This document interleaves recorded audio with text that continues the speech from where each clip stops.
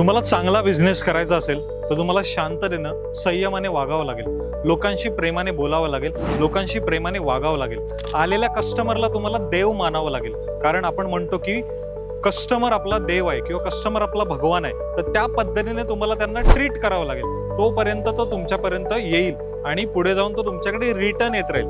जर तुम्हाला return customer यायला हवा असेल तर तुम्हाला त्याला तशी सर्व्हिस देणं गरजेचं आहे, त्याच्याशी तसं वागणं, त्याला तशी वागणूक देणं गरजेचं आहे. नाहीतर काय होतं, बरेच वेळेला आपण लोकांशी घाईघाईमध्ये काहीतरी त्यांना सर्व्हिस देतो किंवा त्यांच्याशी गडबडीमध्ये काहीतरी उलटसुलट बोलतो किंवा गर्दीमध्ये त्यांना काहीतरी चांगली ट्रीटमेंट देत नाही, तर ते लोकांना आवडत नसतं. लोक प्रत्येक गोष्टी तुमच्या ऑब्झर्व करत असतात. लोकांना प्रत्येक गोष्टीमध्ये तुमच्या इंटरेस्ट असतो की तुम्ही त्यांच्याशी कसं बोलताय, त्यांना कसं ट्रीट करताय, त्यांना कशी सर्व्हिस देताय.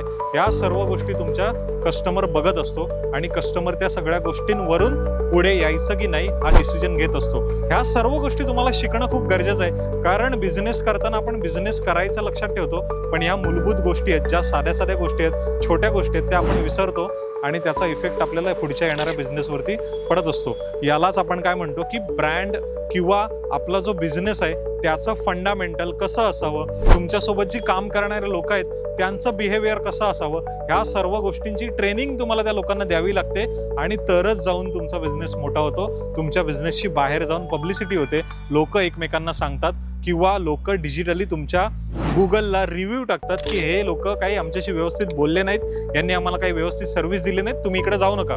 आणि जर तुम्ही चांगली सर्व्हिस दिली तर लोक तुम्हाला 5 स्टार आणि चांगली रेटिंग देतात आणि तुमचा बिझनेस पुढे जाण्यासाठी त्याच्यातून हेल्प होते.